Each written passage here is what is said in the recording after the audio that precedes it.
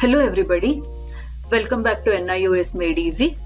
This is chapter 1 from Painting Secondary Board. The chapter is History and Appreciation of Art from 3000 BC to 600 AD. This chapter can be divided into two logical parts.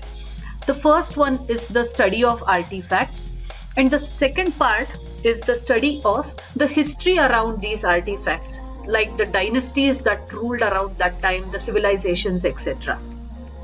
Let's get started. The three artifacts that we will be studying in this chapter are, the first one is the dancing girl, the second one is the Rampurva bull capital, and then Black Princess. We are going to study three artifacts. The dancing girl dates back to 3000 BC, which dates back to the Harappan period. The second one is the Rampurva bull capital, and this dates back to 300 century BC. And finally we study the Black Princess. This was done during the 2nd century AD to the 6th century AD. Let's go through it one by one. These notes that I am referring to for this video highlight the most important points in that specific topic. It's organized in the form of a table, which will help you to remember things easily and also to recall these points faster. Let us go to the first statue here, that is the dancing girl. It's a metal statue and it dates back to the Harappan period, that is 3000 BC. It was found in the site called as Mohenjo-daro. This statue is 4 inches in height. She is lanky, thin and rhythmic. Lanky also means thin and it looks awkward. That's the meaning. She is standing in a very curious posture. Her right hand is on her waist, whereas her left hand is placed on her thighs. Her hair is tied in a bun, which is a contemporary hairstyle. She is standing in a curious posture. She is shown without clothes, and on her left hand she is wearing bangles till her shoulder. I also want to bring to your attention that the questions that will appear in the exam will be of 2 marks and maximum is of 3. The maximum is 3 mark questions.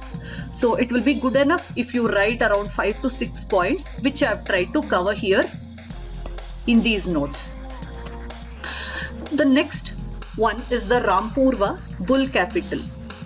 It is called as Rampurva bull capital because it was found in this place called as Rampurva. It is made of polished sandstone and it dates back to the Mauryan times, that is the 3rd century BC. This bull capital is 7 feet in height. If you look back at the pillars that were erected during the Mauryan times, they basically had 3 parts.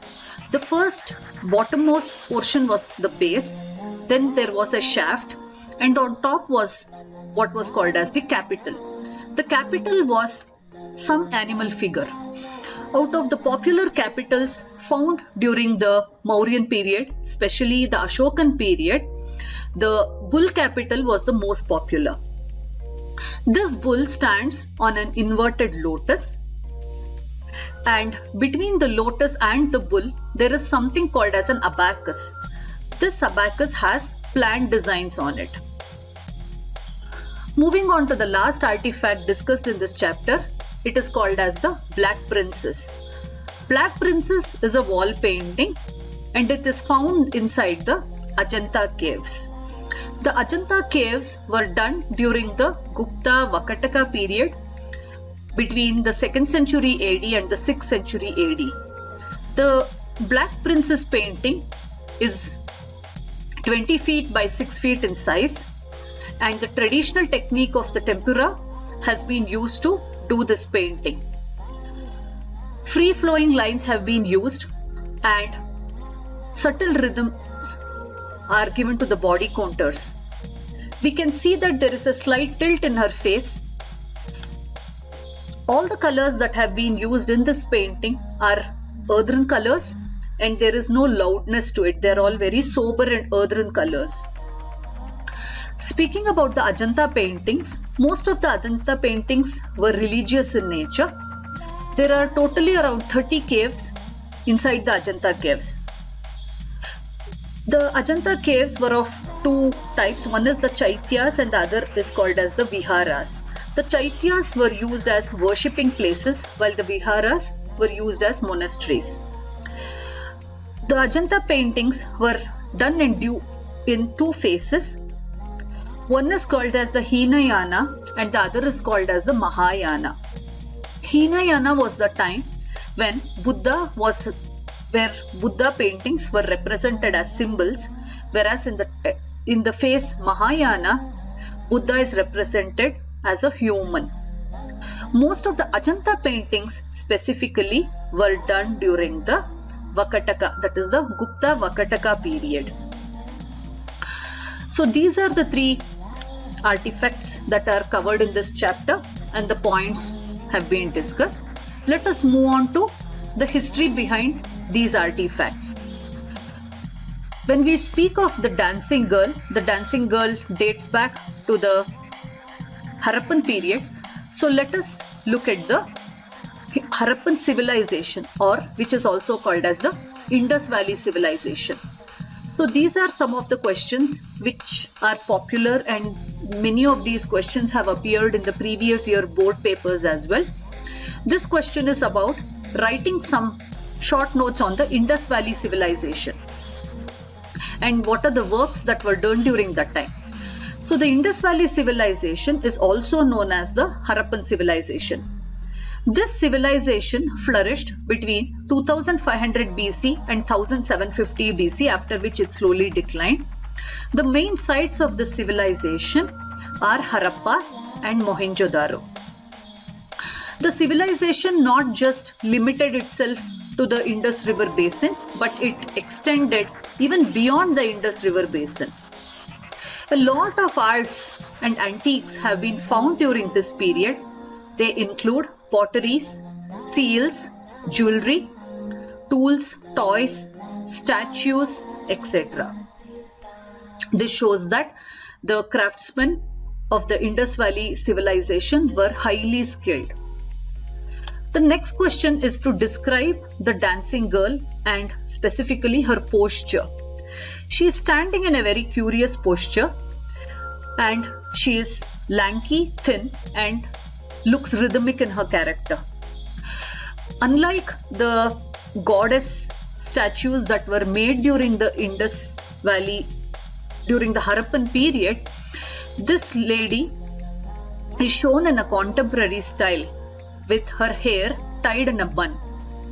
She is shown in a resting posture where her right hand is on her waist and her left hand is placed on her left thigh.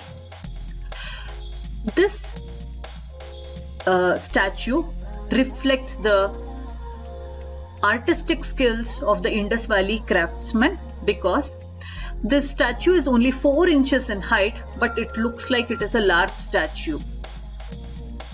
The next question is to discuss the Mauryan art. The Rampurva bull capital was done during the Mauryan period, so we are also trying to understand the art during the Mauryan times. The Mauryan period actually marked the beginning of the Indian history. One of the great kings in this dynasty was King Ashoka the Great. He contributed a lot for developing the art and architecture. After the War of Kalinga, he became a follower of Buddhism and he elected pillars all around his empire to spread the teachings of Lord Buddha. One of the most important qualities of the pillars that have come during the Ashokan period is that they are all highly polished. So it is a treasure to our Indian art. This is a period where folk art also was encouraged in the form of making mother goddess figures. Moving on is the Gupta period. The Ajanta paintings, the Black Princess, this were all done during the Gupta period. Gupta period is known as the golden period or the classical period of Indian history. So we'll have to write why is it called so. We call the Gupta period as the classical period or the golden period of Indian history because a lot of art centers were encouraged and developed during this time. Example, Mathura, Sarnath, Ujjain, etc. The sculptures that were done during that time show that there was a perfect balance and blending. It had style. We could see the skill and the mastery and the imagination of the artisans who actually did it. Most of the sculptures and the paintings that were done during that time were religious and secular in nature. The most famous Ajanta paintings were done during this period. Apart from that, there were also cave and temple sculptures that were also done.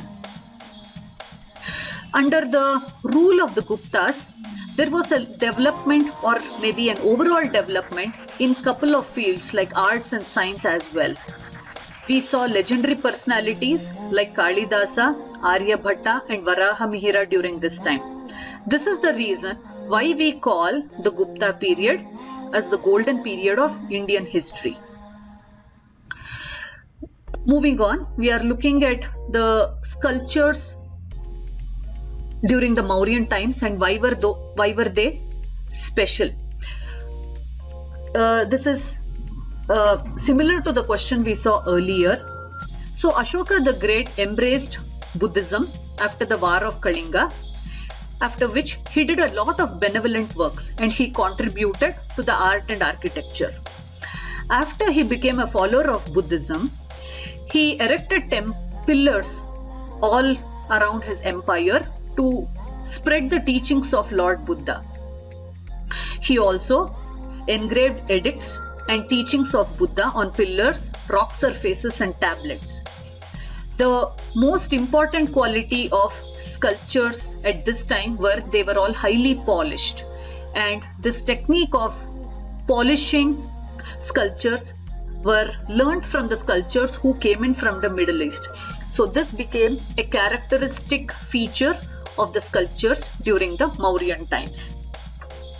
Along with the Mauryans, we also saw the Kushans ruling for a while. So the Kushans were the people who came from outside of India and they helped art and architecture progress during their time. During this time, we saw sculptured portraiture for the very first time and we saw it develop. So that is the contribution that came in with the Kushans. What are the characteristics of the Gupta painting? So in the Gupta period, whatever paintings were done, the human figures were more refined. As in, there was a slight tilt in the lip. The figures were all more rounded. The carvings were accurate, which became the main stylish stamp of the Guptas. These paintings were religious in nature, and the famous Ajanta paintings were done during this period, that is the Gupta Vakataka period. So that is the reason why the Gupta period is considered to be the golden period in art history. With this, we have looked at all the questions, that is the terminal exercise questions of chapter 1.